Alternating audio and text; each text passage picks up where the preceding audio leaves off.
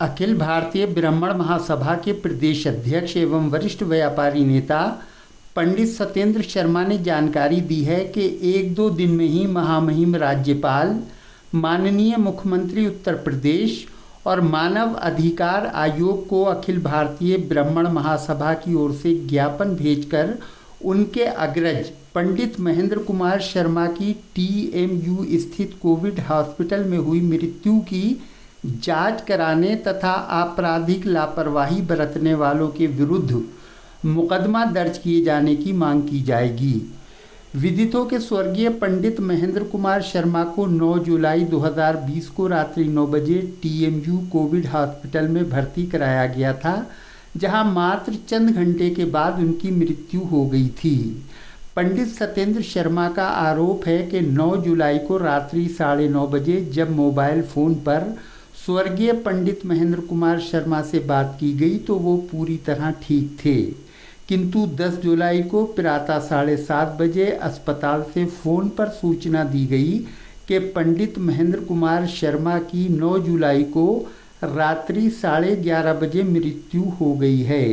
अखिल भारतीय ब्राह्मण महासभा के प्रदेश अध्यक्ष पंडित सत्येंद्र शर्मा ने बताया कि इस संबंध में उन्होंने लगभग 1 माह पूर्व थाना पाकबड़ा में तहरीर दी थी, जिसमें कहा गया है कि उनके बड़े भाई की मौत लापरवाही के कारण हुई है, जिसकी जांच करवाई जाए।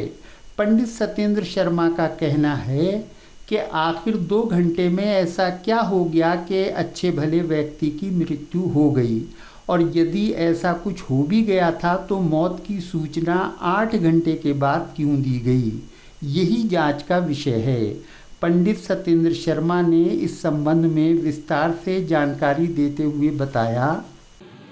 सर, इसमें हम पहले दिन से हमने तहरीर एक तो एसओ पाकबड़ा को दी, उसके बाद एसओ पाकबड़ा के बाद हम एसपी साहब से मिले। फिर आपने क्या कदम उठाया? हम यहाँ पे एक मीटिंग थी सर्किट हाउस में, उसमें मैं जो नोडल अधिकारी आए हुए थे उनसे भी मिला, डॉक्टर वेद प्रकाश जी से, और उसके बाद वहाँ पे कप्तान साहब भी मौजूद थे, डीएम साहब भी मौजूद थे। मैंने डीएम साहब को पूरा प्रकरण बताया तो डीएम साहब बोले वहाँ का तो अध्यक्ष मैं ही हूँ जी। तो मैंने सर आप तो सभी जगह के अध्यक्ष हैं, क्योंकि आप हमारे सम्मानित डीएम हैं हमारे जिले के जी। आपके पास इतना टाइम कहाँ, इंफ्रास्ट्रक्चर तो सारा TMU का ही है, स्टाफ तो सारा वही काम कर रहा है, आप वहाँ जी, लापरवाही तो वहाँ हुई है जी, घटना तो वहाँ घटी है, तो आप उसकी जाँच कराइए। बोले आप निश्चिंत रहें, मैं उसकी जाँच कराऊँगा, तहरीर भी आपकी FIR की तरह है। Very good. लेकिन आज तक कोई प्रोग्रेस उसमें नहीं हुई है जी। उन्होंने कहा जरूर था। उसके बाद कप्तान साहब ने मुझसे ये कहा कि मुझे एक एप्लीकेशन दो। मैं उनके ऑफिस में गया, कप्तान साहब ने वाकई मेरी पूरी बात सुनी। मैं समझता हूँ बहुत एक्सीलेंट ऑफिसर इस समय कप्तान साहब हमारे जो नए वाले आए हैं जी, वो बहुत बढ़िया हैं, प्रभाकर चौधरी जी।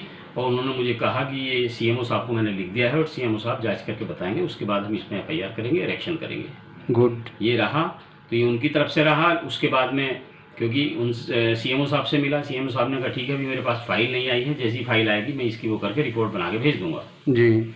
और मैं फिर IG रमेश शर्मा जी से ही मिला जी, क्योंकि आप मंडल के तो सभी अधिकारियों से मिल लिया, अब अगला कदम। उसके बाद में कमिश्नर साहब से ही मिला। अच्छा। माननीय कमिश्नर साहब बहुत बढ़िया हैं जी, उन्होंने मेरी पूरी बात सुनी जी। उन्होंने पूरा आश्वासन दिलाया मुझे कि मैं इसकी बिल्कुल अच्छी तरह से जांच कराऊंगा, आप निश्चिंत रहें, FIR भी होगी, सारे काम होंगे जी। तो ये मैं उनसे मिला, इस बात को मिले हुए अराउंड 4-5 दिन हो गए, 3-4 दिन मुझे हुए हैं जी, और मैं प्रतीक्षा कर रहा हूँ। मुख्यमंत्री के पोर्टल पे हम पहले ही सुनवाई कर चुके हैं। अच्छा, जन सुनवाई पोर्टल पे जी कर दी थी। अच्छा, 28 जुलाई को कर दी थी जन सुनवाई, वहाँ के स्टेटस के हिसाब से कि हमने आपके अधिकारियों को भेज दी है। गुड। ये इस समय है, लेकिन आज की तारीख तक ना तो इसमें FIR हुई है। अब जब FIR ही नहीं हुई है तो एक्शन क्या होगा? लेकिन तो मुझे कप्तान साहब पे पूरा भरोसा है, जो हमारे नए वाले कप्तान साहब हैं जी, उन्हें देखते ही ऐसा लगता है कि वो बहुत अच्छा एक्शन इसमें लेते हैं, अच्छे ऑफिसर हैं, और देखते हैं साहब क्या होता है। नहीं, इस सिलसिले में आपकी जो अखिल भारतीय ब्राह्मण महासभा है वो उसका अभी हस्तक्षेप हुआ है या नहीं हुआ है, या क्या कदम? बिल्कुल हस्तक्षेप है मेरे साथ। मैं खुद ब्राह्मण अखिल भारतीय ब्राह्मण महासभा का प्रदेश अध्यक्ष हैं। जिला अध्यक्ष सब लोग मेरे पास आए मिलने के लिए, सबने पूरा समर्थन हमारे साथ हैं, सब मेरे साथ पहले दिन से खड़े हैं। जी जी। और ज्ञापन, क्योंकि बीच में छुट्टियां आ गई थी, ईद का त्यौहार आ गया था, रक्षाबंधन का त्यौहार आ गया था जी, और इसे देखते हुए लॉकडाउन आ गया था, हमने सारे नियमों का पालन करते हुए इसकी पूरी तैयारी चल रही है। एक ज्ञापन माननीय मुख्यमंत्री जी को डीएम साहब के माध्यम से दिया जाएगा। अच्छा। उसकी पूरी तैयारी, ज्ञापन लिखा गया है। अच्छा। तो उसकी पूरी तैयारी होगी। कोविड का नियम और सोशल डिस्टेंसिंग का ध्यान में रखते हुए हम डीएम साहब को ज्ञापन देंगे। ये कब तक अंदाजन? ये मैं समझता हूँ परसों हम ये ज्ञापन दे देंगे। मतलब 2-1 दिन में आप ज्ञापन मुख्यमंत्री जी को भेजेंगे? मुख्यमंत्री जी को भेज देंगे डीएम साहब के माध्यम से। जी जी जी।